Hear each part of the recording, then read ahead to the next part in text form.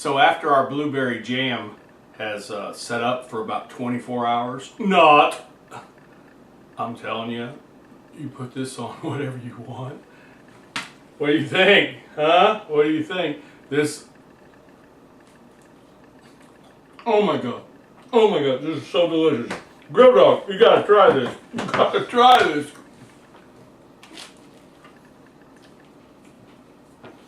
Hey folks, we've heard you loud and clear. A lot of you want to know more. You want to sample some of the delicious food we're cooking. We're working on that. We plan to roll that out probably sometime in October.